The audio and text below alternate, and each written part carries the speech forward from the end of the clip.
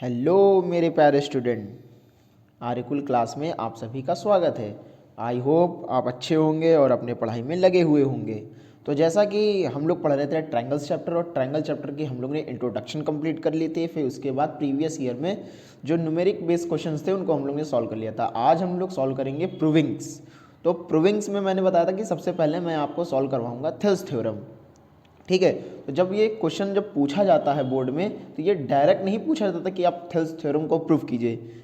ये क्वेश्चन किस तरह पूछा जाता है ये मैं आपको बता देता हूँ। देखिए, क्वेश्चन पूछा जाता है, prove that if a line is drawn parallel to one side of a triangle to intersect the other two sides in distinct points, the other two sides are divided in the same ratio।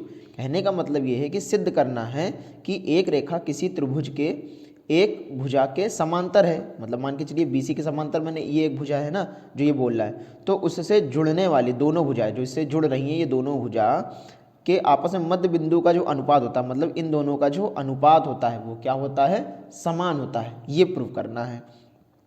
तो इस question को prove करने के लिए हम लोग देखिए कैसे प्रूव करेंगे, ये हम लोग आके देख लेते हैं। ठीक है, तो सबसे पहले हम ये देख लेते हैं कि हमें गिवन क्या है। हमारे पास गिवन है, हमारे पास गिवन क्या है, गिवन है कि जो BC है वो DE के पैरेलल है। जो BC है वो पैरेलल है किसके, DE के पैरेलल है। एक तो बात ये हो गई। दूसरा, हमें प्रूफ क्या करना है, प्रूफ क्या करना है, यहाँ लिख लेंगे टू प्रूव। हमें प्रूफ क्या करना है, हमें प्रूफ करना है कि इन दोनों का रेशियो, तो AD अपॉन DB ये बराबर होने चाहिए किसके, AE अपॉन EC के। ठीक है, ये हमें प्रूफ करना है। हमें गिवन ये है और हमें ये प्रूफ करना है। तो देखिए, सबसे पहला हम लोग काम करेंगे, कंस्ट्रक्ट करेंगे। क्या कंस्ट्रक्ट करेंगे, हम लोग कंस्ट्रक्ट करेंगे। हम लोग देखिए, जो B से E एक लाइन हम लोग ड्रॉ करेंगे, ठीक है, और एक लाइन ड्रॉ करेंगे C से D की तरफ। ठीक है, ये वाली लाइन हमने ड्रॉ की। एक हम लोग क्या करेंगे, यहाँ पे एक और पॉइंट हम लोग मान लेंगे। वो पॉइंट मान लीजिए हम लोग E के बाद मैं F मान लेता हूँ, और यहाँ पे मान लेता हूँ G पॉइंट। ठीक है, यहाँ पे ये जो पॉइंट है वो क्या है, परपेंडिकुलर होगा इसके ऊपर, ये 90 डिग्री मेंटेन कर रहा होगा। सेम उसी तरह यहाँ पे ये 90 डिग्री मेंटेन कर रहा होगा। ठीक, तो ये वाली बात हो गई। इस तरह हम लोग कंस्ट्रक्ट कर लेंगे।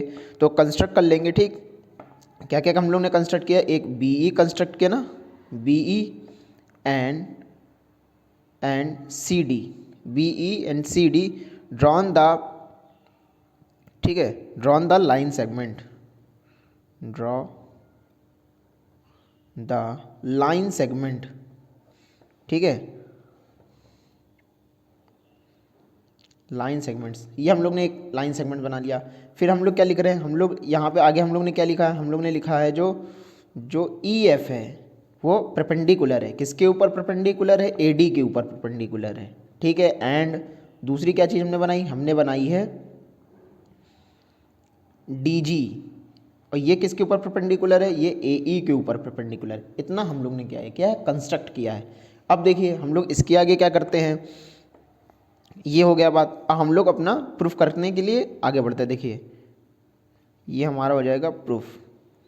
प्रूफ के लिए देखिए, अगर मैं देखिए पहले हम लोग लेते हैं ये वाला ट्रायंगल। ठीक है, इन ट्रायंगल। ठीक है, हिंदी में मीडियम वाले ये समझ ले कि हम लोग का कंस्ट्रक्ट क्या करना है कि BE और DC हम एक रेखा मान लेते हैं जो हम लोग ये बना रहे हैं। जो रेखा है AE पे परपेंडिकुलर मतलब लंबवत होगी DG, और AD पे जो लंबवत होगी वो होगी हमारी EF।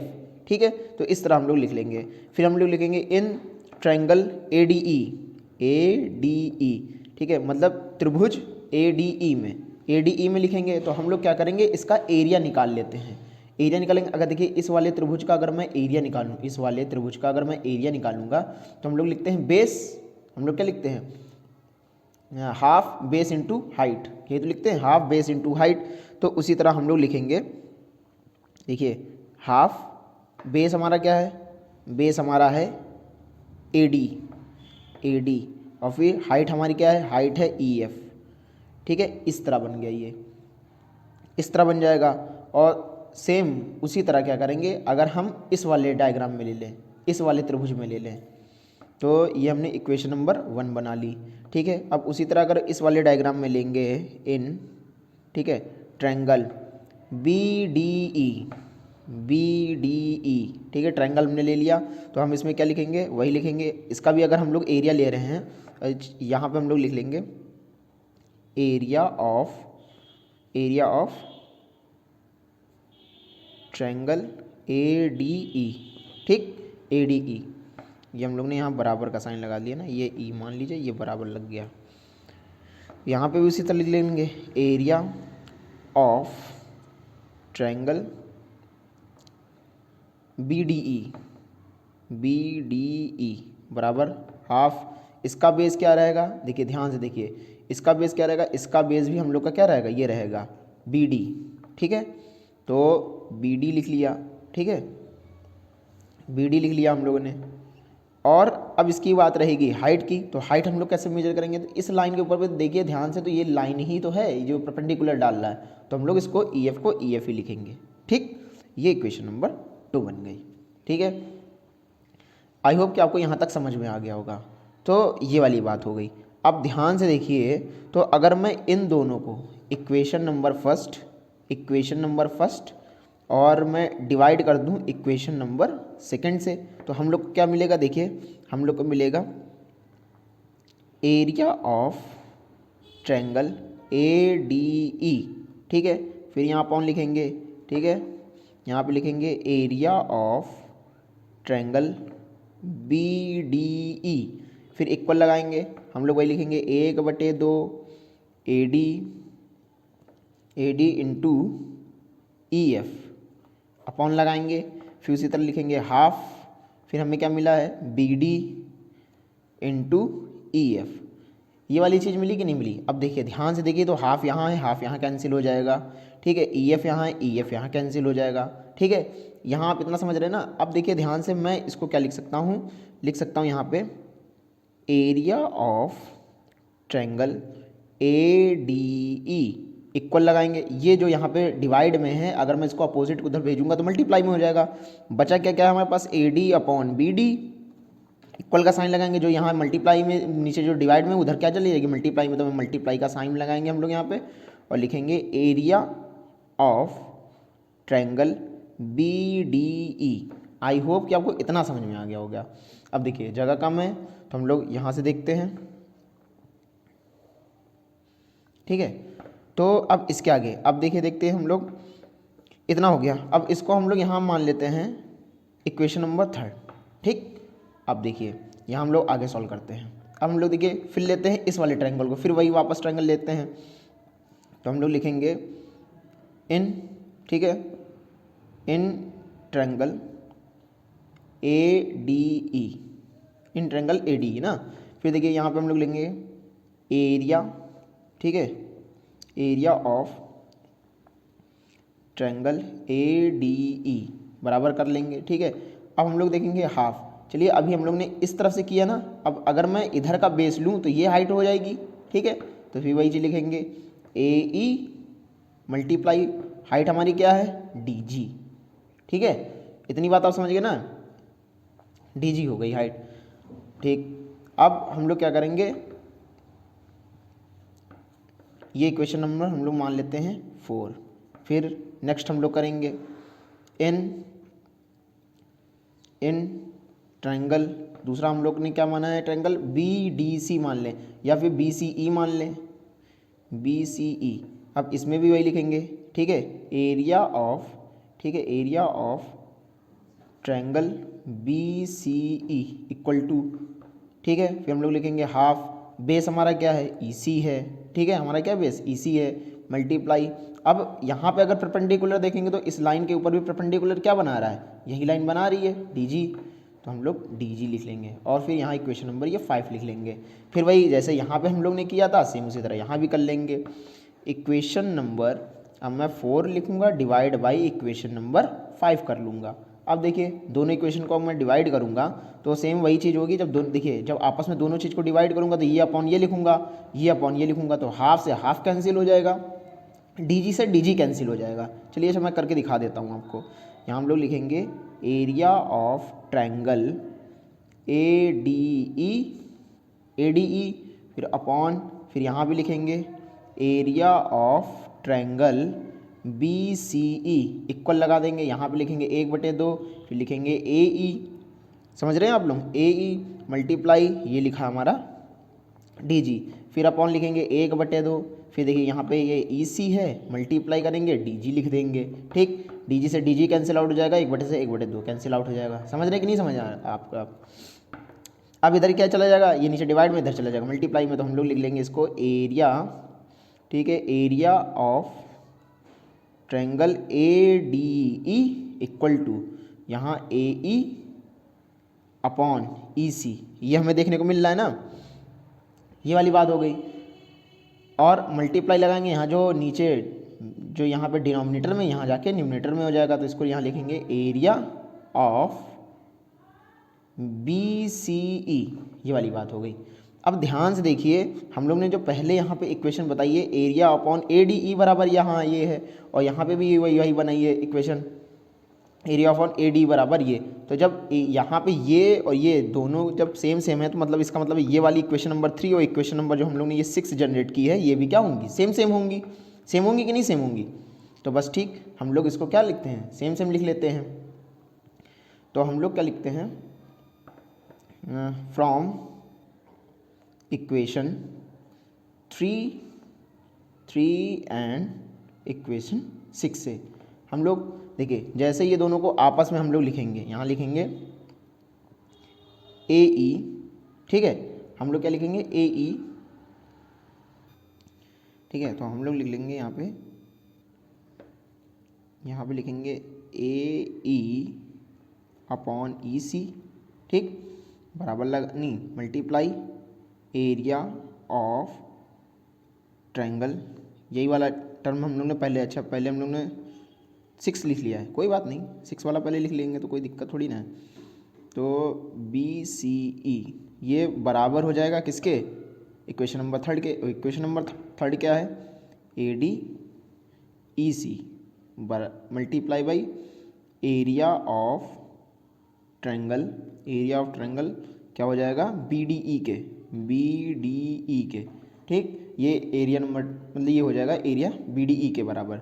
अब ध्यान से देखने वाली ये है, जब हम लोग डायग्राम की तरफ देखेंगे तो देखिए, जब पैरेलल लाइन होती है तो उन जब एक दूसरे को जब लाइन मिलाते हैं BE जैसे EC को मिलाए ना, तो ये वाला जो हमारे पास सेक्टर है, ये जो हमारे पास एरिया है, ये इस वाले एरिया के हमेशा क्या होगा, बराबर होगा, ये तो आप जानते ही हैं। तो हम लोग देखिए फिर क्या लिखेंगे, तो हम लोग यहाँ पर लिख सकते हैं ना, ये दोनों ये आपस में बराबर हैं, ठीक है, तो जैसे ये बराबर होंगे तो हम लोग यहाँ लिख लेंगे AE अपॉन EC इक्वल हो जाएगा AD अपॉन EC के। और यहाँ पे हम लोग दिखा देंगे कि जो एरिया है ट्रायंगल BCE है, वो आपस में बराबर होगा ट्रायंगल BDE के। आई होप कि आप चीज़ों को समझ गए होंगे। तो इस तरीके से ये पूछी जाती है थेल्स थ्योरम, ठीक है। अब इसके बाद जो है हम लोग जो कन्वर्स ऑफ थेल्स थ्योरम है, हम लोग उसको भी डिस्कस कर लेते हैं। देखिए मैंने आपको बताया था ना, 2 तरीके की थ्योरम होती है। जैसे मान के चलिए पैरेलल देके हमें रेशियो पूछ लेगा, और मान के चलिए अगर रेशियो दे दे और फिर पैरेलल करने के लिए पूछ ले, तो ये भी क्वेश्चन बहुत बार ये सब एग्जाम्स में आते हैं। तो हम लोग एक बार उसको भी डिस्कस कर लेते हैं, फिर जो क्वेश्चंस प्रूविंग के पूछे गए हम लोग उसको डिस्कस करेंगे, ठीक। तो चलिए हम लोग उसकी तरफ चलते हैं।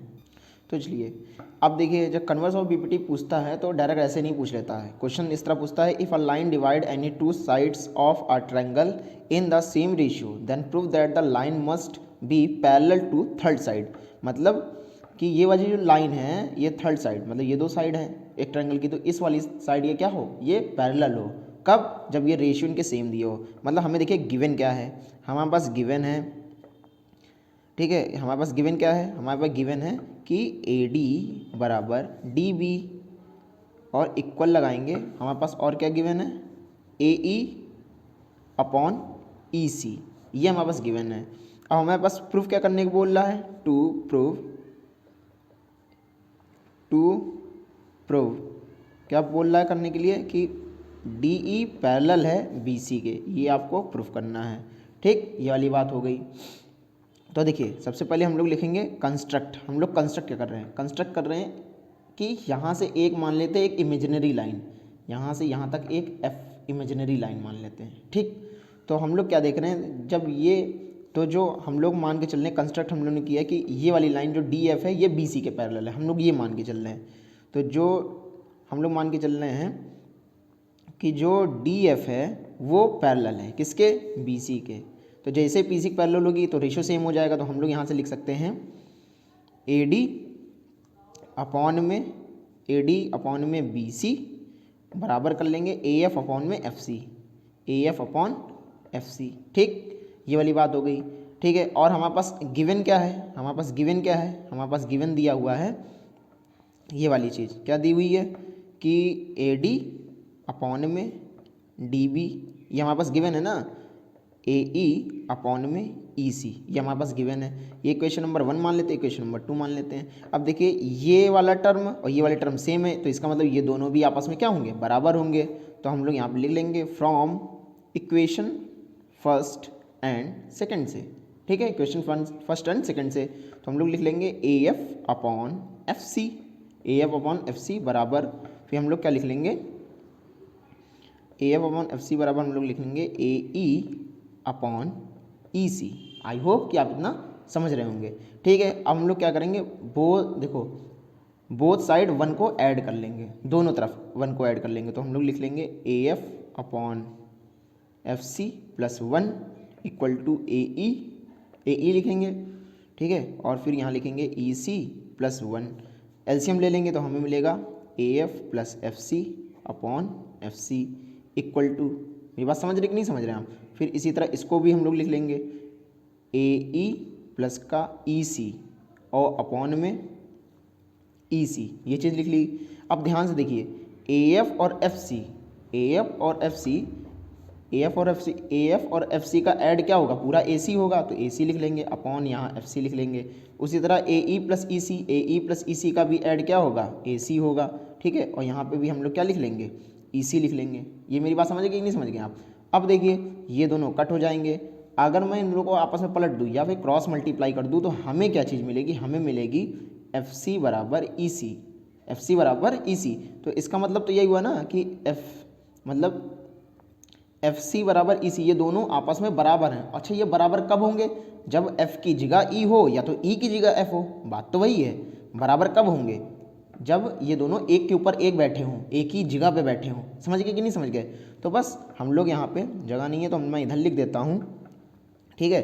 तो हम लोग यहाँ पे क्या लिखेंगे, लिखेंगे E and F, E and F are coincide, are coincide, ठीक है। तो इसका मतलब जैसे कोइंसाइड हो जाएंगे तो ये दोनों बात क्या हो जाएंगे, प्रूव हो जाएंगी। तो हम फिर लिख सकते हैं डी ई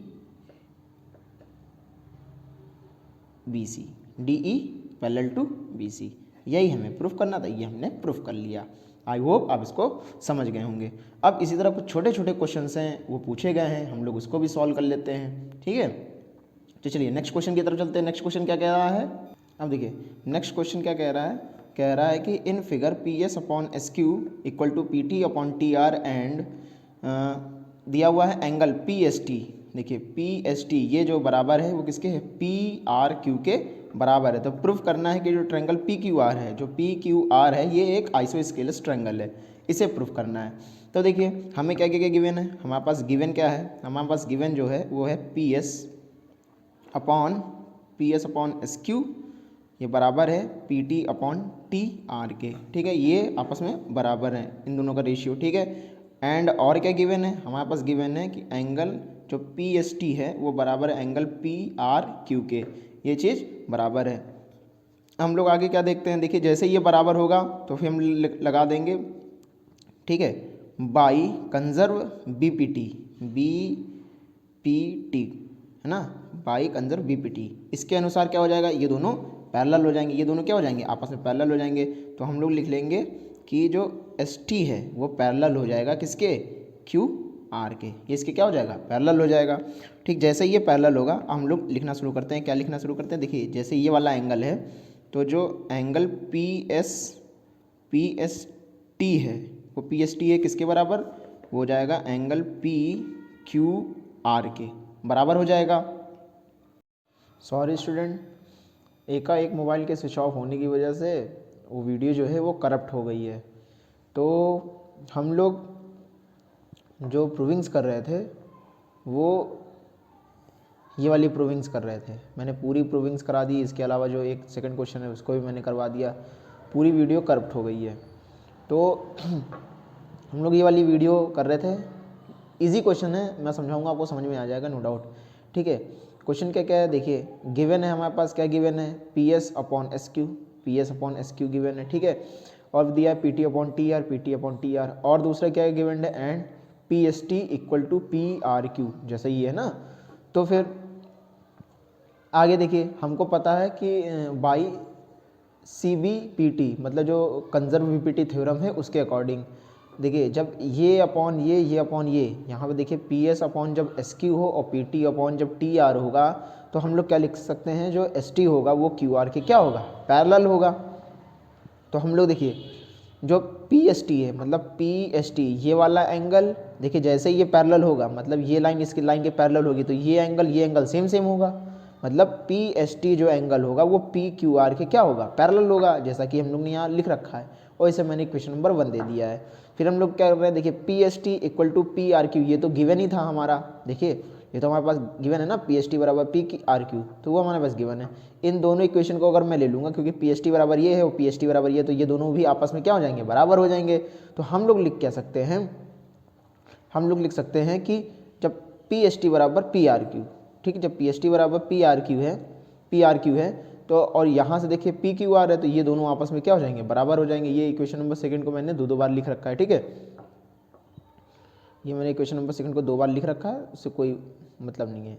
अब इक्वेशन नंबर फर्स्ट और इक्वेशन नंबर सेकंड को हम लोग देख लेंगे, दोनों से कंपेयर करेंगे तो हम लोग क्या देख पाएंगे कि जो ये दोनों आपस में बराबर है।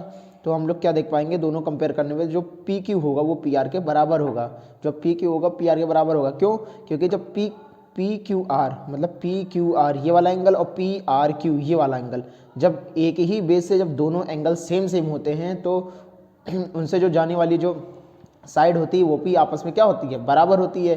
तो इसी तरह ये प्रूव हो जाएगा कि ये आइसोस्केलेस ट्रायंगल है या समबाहु त्रिभुज है। अब देखिए नेक्स्ट क्वेश्चन क्या बोलता है, नेक्स्ट क्वेश्चन क्या कह रहा है, बोल रहा है the point D is on the side A C of A B C such that angle जो दिया हुआ है वो क्या एंगल है, angle A C B equal to A B D. ठीक है, ये देखिए मैंने ये बना रखा है।